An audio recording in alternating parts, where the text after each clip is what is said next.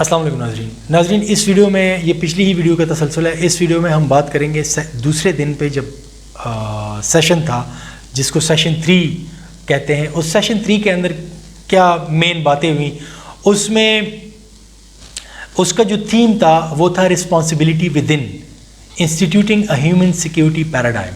ٹھیک ہے, بہت ہی امپورٹنٹ تھا. اس میں ڈاکٹر ثانیہ نشتر تھی, احسان غنی صاحب تھے, ملک امین اسلم صاحب تھے.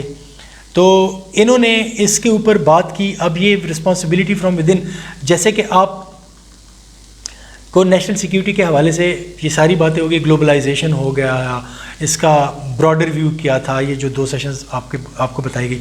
اب اس میں اندرونی طور پر ہیومن سیکیورٹی کے حوالے سے کیا کیا اقدامات اٹھانے کی ضرورت ہے اور کیا کیا اقدامات اٹھائے جا چکے ہیں اب تک, اس پہ بھی بات ہوئی ہے اس سیشن کے اندر.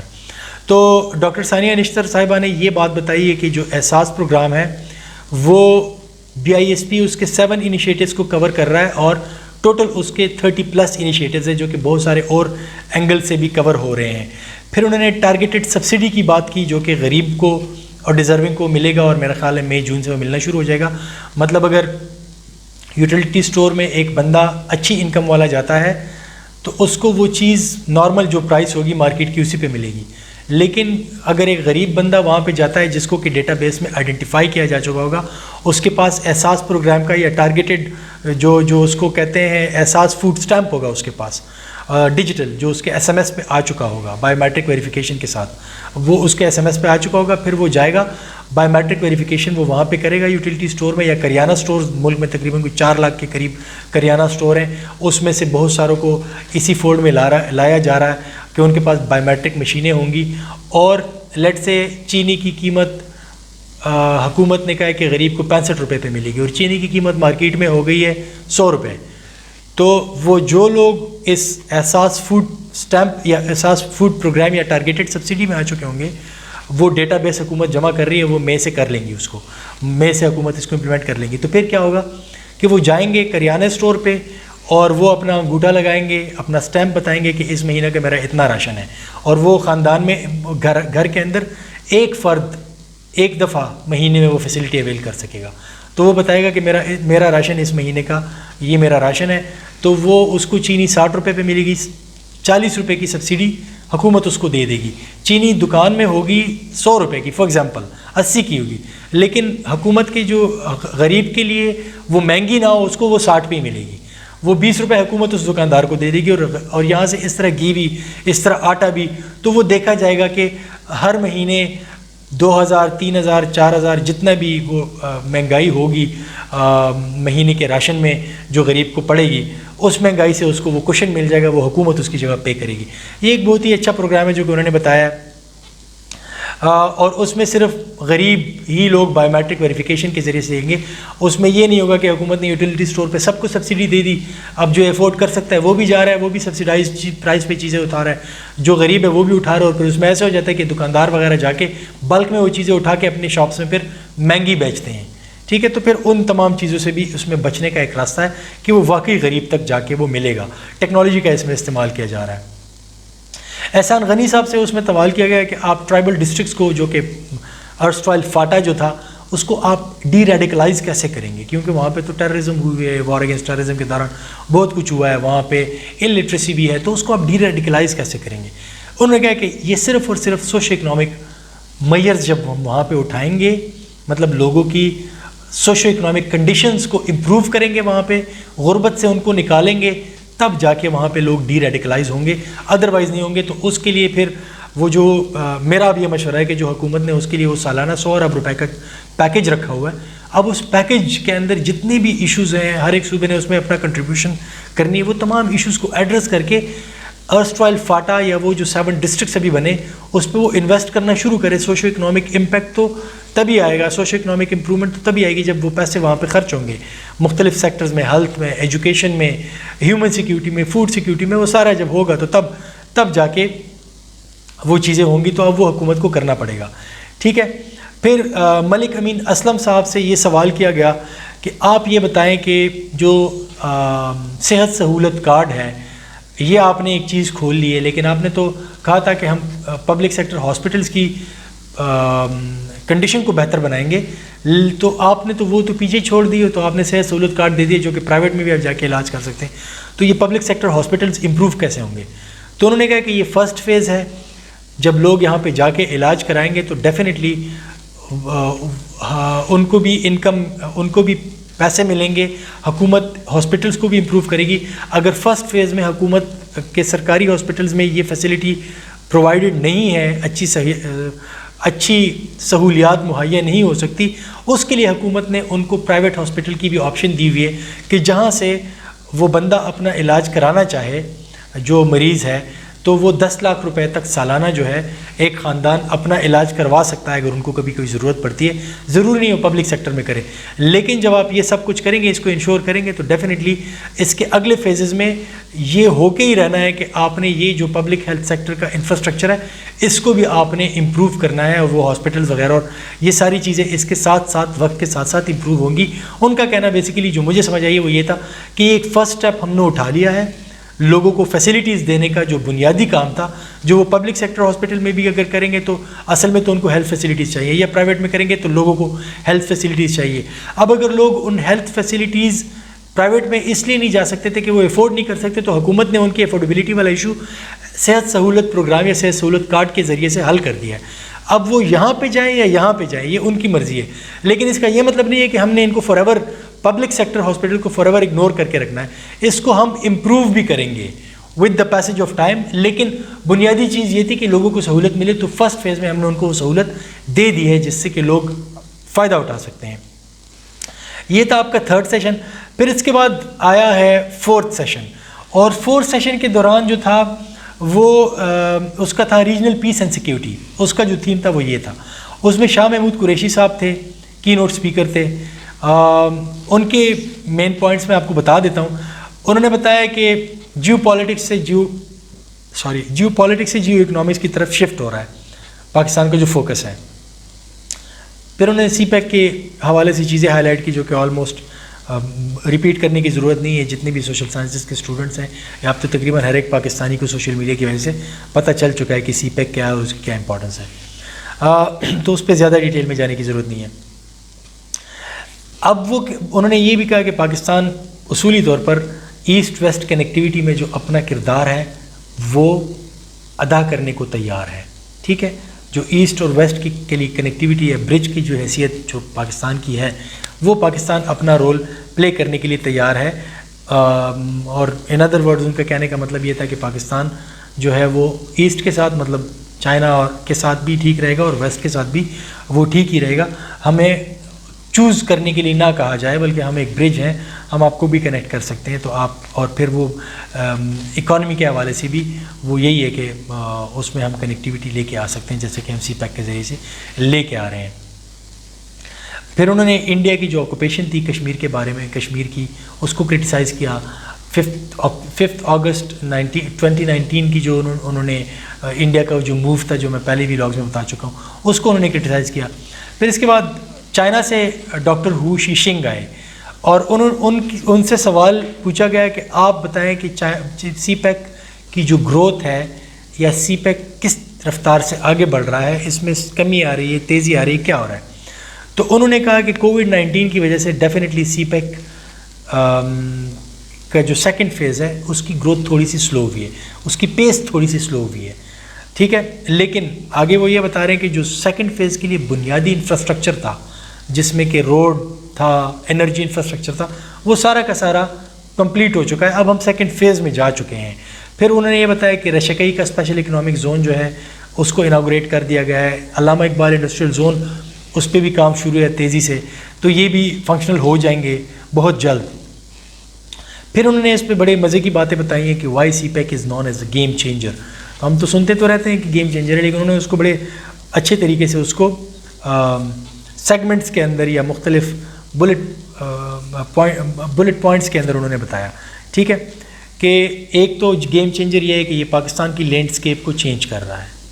ٹھیک ہے, آپ کی یہ روڈز اور یہ موٹر ویز کا نیٹ ورک اور یہ سارا جو ہے جو آپ دیکھ رہے ہیں, ٹھیک ہے نا, یہ اب سی پیک کی وجہ سے ہے.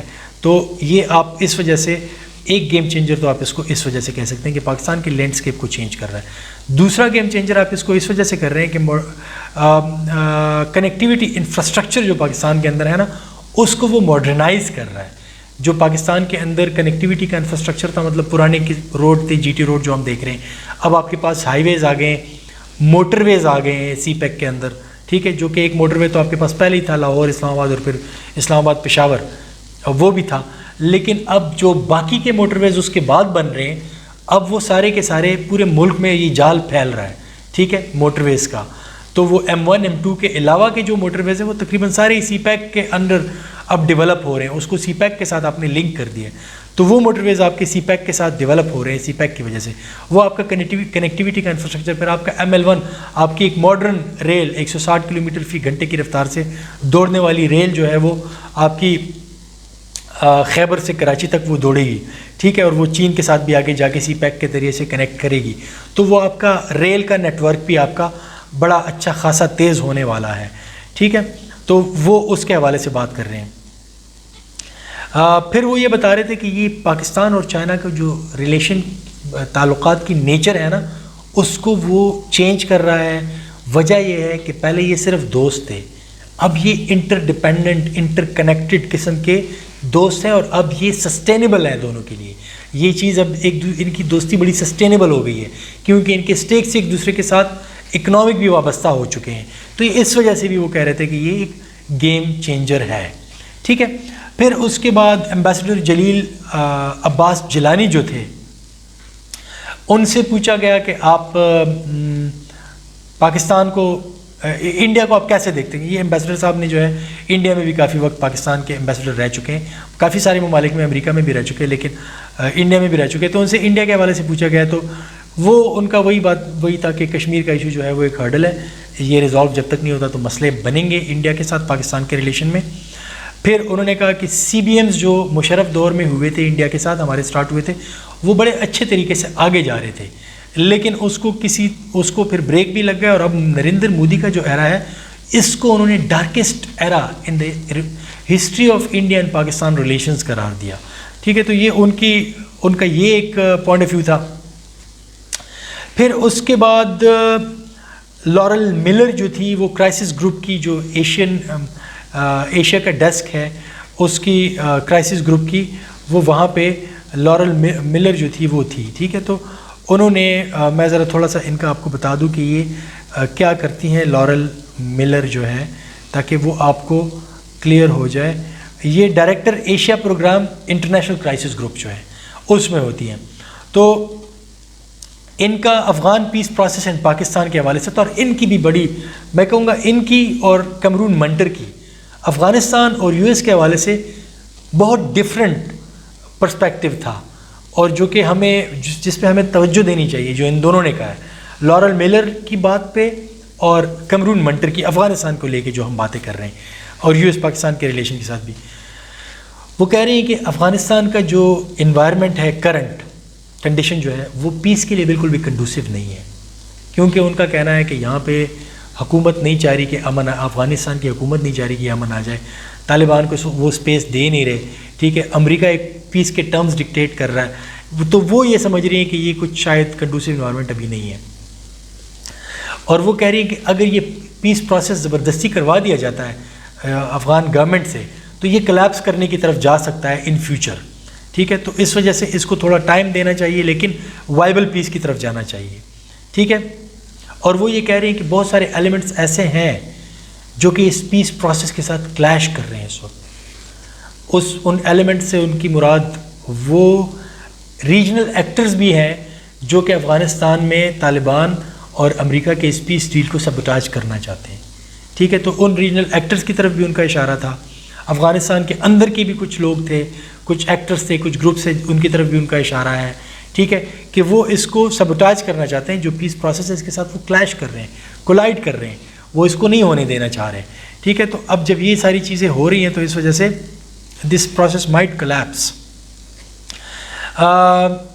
وہ یہ کہہ رہے تھے کہ وہ یہ کہہ رہی تھی کہ امریکہ جو ہے وہ افغانستان میں پیس کے حوالے سے doesn't seem to be interested, ٹھیک ہے نا. مطلب وہ اتنا وہ پینز نہیں لے رہا اپنے لیے, ٹھیک ہے. کہ افغانستان کے اندر پیس آ جائے. امریکہ جو ہے وہ کہہ رہی تھی کہ اتنا زیادہ انٹرسٹڈ اس وقت ہمیں نہیں، مجھے ان کو نہیں لگ رہا.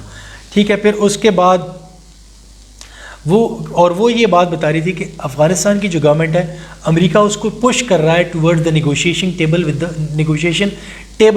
ود دا طالبان، اور دوسرے سائڈ پہ امریکہ اپنے پرومسز کے ذریعے سے طالبان کو پل کر رہا ہے اسی ٹیبل کے لیے. تو یہاں سے پش کر رہا ہے گورنمنٹ کو، وہاں سے ان کو پل کر رہا ہے. تو یہ جو جن کو پش کر رہا ہے یہ ایک ریزسٹنس بعد میں ڈال سکتے ہیں. انہوں نے اس کے حوالے سے بات کی. ٹھیک ہے. اور پھر ان کا جو سجیشن تھا، ضروری نہیں ہے کہ اس کو ہم مانیں یا اس کو امریکہ مانے، لیکن ان کا ایک سجیشن یہ تھا کہ امریکہ کو تھوڑا سا ٹائم لینا چاہیے طالبان سے، جو 1 مئی کی ڈیڈ لائن ہے اس میں، اور ہیسٹ میں یہ پیس یا پل آؤٹ نہیں کرنا چاہیے. تھوڑا سا ٹائم 2-4 مہینے کا لے کے، یا جتنا بھی اس کو ریکوائرڈ ہے طالبان کے ساتھ بات کر کے ٹائم لے کے اس پیس پروسیس کو ایک صحیح نہج پہ بٹانا چاہیے. وائبل پیس کی طرف جانا چاہیے، جینون پیس کی طرف جانا چاہیے، نہ کہ جلدی میں ٹروپس پل آؤٹ کے چکر میں وہ جینون اور وائبل پیس کی طرف نہ جائیں. اب اس پہ میرے شاید تھوڑے سے 2-3 پوائنٹس میں اس کو ریفیوٹ کر سکتا ہوں کہ افغانستان ایک ایسی بڑی فورس کے طور پر ابھر کے سامنے آئی ہے پچھلے 8-10 سالوں میں کہ وہ اگر امریکہ پیچھے سے ہٹے گا تو افغان طالبان جو ہے وہ اشرف غنی گورنمنٹ ان کے سامنے نہیں ٹک سکتی، اور افغانستان گورنمنٹ جو ہے ہو سکتا ہے افغانستان طالبان جو ہے ہو سکتا ہے افغانستان کے اندر پورے کا پورا اپنا کنٹرول سنبھال لیں. تو ہو سکتا ہے پیس پھر بھی ہو جائے، اور اگر پھر اس پیس کو ڈسرپٹ کرنے کے لیے امریکہ دوبارہ کوئی ایڈونچر نہیں کرتا یا کوئی بھی دوسرا ایکٹر کوئی ایڈونچر نہیں کرتا تو وہ پیس دوبارہ ڈسرپٹ نہیں ہوگا. اور اس میں سٹیکس اب ریجنل پاورز کی بھی ہیں کہ پیس ہو، جیسے چائنا ہے، رشیا ہے. تو ہو سکتا ہے یہ چیز اتنی زیادہ خطرناک نہ ہو، لیکن بہرحال یہ ان کی ویوز تھے، اس کو بھی کنسیڈر کرنا چاہیے. تو that is why I would say کہ اس پہ تھوڑا سا دیکھنا چاہیے. اور وہ پھر یہ تھا کہ اگر افغانستان میں حالات امریکن وڈرال کے بعد ڈیٹیریوریٹ کر جاتے ہیں، ٹھیک ہے، تو امریکہ پاکستان کو اس کے لیے بلیم کرے گا. اگر یہ پری میچورلی نکل جاتے ہیں اور پراپر پیس ڈیل نہیں ہوتی تو امریکہ پھر پاکستان کو اس کے لیے بلیم کرے گا، جس کو وہ کہہ رہی تھی کہ اس وجہ سے ان کو ٹائم دینا چاہیے. پھر ڈاکٹر اکبر ایس احمد صاحب تھے، بہت مشہور اسکالر ہیں، پاکستانی نژاد ہیں، امریکہ میں رہتے ہیں، سول سرونٹ تھے، پھر انہوں نے بہت کچھ اچیو کیا، کتابیں انہوں نے لکھی ہیں. ان کا جو ٹاپک تھا اسی سیشن کے اندر وہ تھا برج بلڈنگ ان دا مسلم ورلڈ. ٹھیک ہے. تو مطلب مسلم ورلڈ کے اندر پل بنانے کا عمل تاکہ وہ گیپس ختم ہو جائیں. تو کین پاکستان بھی برج بلڈر، یہ ان سے سوال پوچھا گیا. تو جواب ان کا تھا کہ ایک تو ارجنٹ نیڈ ہے ہمیں برج بلڈنگ کی مسلم ورلڈ کے اندر، ٹھیک ہے. دوسری بات یہ ہے کہ Pakistan can be a bridge builder, لیکن ہمیں جناح کو انٹروڈیوس کروانا پڑے گا ٹو دا ورلڈ. ٹھیک ہے. اور اس کے لیے انہوں نے کہا کہ میں امریکہ میں پڑھاتا ہوں تو میری کلاسز کیمپس پہ سب سے مشہور کلاسز ہوتی ہیں. تو جب میں ہر کلاس میں سیمسٹر میں جاتا ہوں تو پہلا سوال میرا یہ ہوتا ہے اپنے اسٹوڈنٹ سے کہ گاندھی کو کون جانتا ہے. تو تقریباً 100% لوگ ہاتھ اٹھاتے ہیں کہ ہم جانتے ہیں. پھر جب میں ان سے پوچھتا ہوں کہ جناح کو کون جانتا ہے تو 5-6% لوگوں کو پتہ ہوتا ہے. باقی لوگ امریکہ میں جناح سے واقف ہی نہیں ہے، جو امریکی ہیں ان کو پتہ ہی نہیں ہے.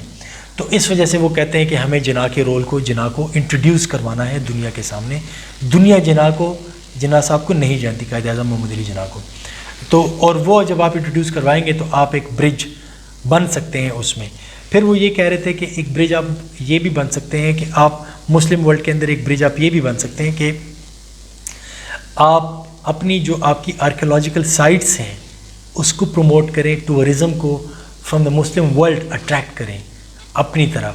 ٹھیک ہے. آپ ان کو اٹریکٹ کریں گے، آپ کے آرکیولوجیکل سائٹس ہیں، مسلم ورلڈ سے لوگ آئیں گے، جتنے لوگ آپ یہاں پہ آپ کے زیادہ آئیں گے تو وہ ان کے کامن پلیٹ فارم ملے گا. پاکستان مختلف دنیا سے، مسلم دنیا سے لوگ آئیں گے، وہ یہاں پہ انٹریکٹ کریں گے، تو آپ ایک برج کا کام ہی کر رہے ہیں پھر اس میں. اور پھر انہوں نے یہ کہا کہ جو ہمارے فوڈ فیسٹیولز وغیرہ ہیں یا مختلف اور فیسٹیول جو ہمارے ہیں، ہمیں لوگوں کو اس کے لیے ان کے اندر انوائٹ کرنا چاہیے. تو جب ہم لوگوں کو ان کے اندر انوائٹ کریں گے تو جتنے لوگ مختلف علاقوں سے ہمارے ملک میں آئیں گے اتنے ہی ان کے انٹریکشن ہوگا اور وہ ہم برج کا کام کریں گے. تو یہ تو تھا سیشن نمبر 4. اب سیشن نمبر 5 ہے، ایک ہی سیشن رہ گیا. اس کو انشاءاللہ میں اگلی ویڈیو میں کور کروں گا. تب تک اپنا بہت بہت خیال رکھیے گا. اللہ حافظ.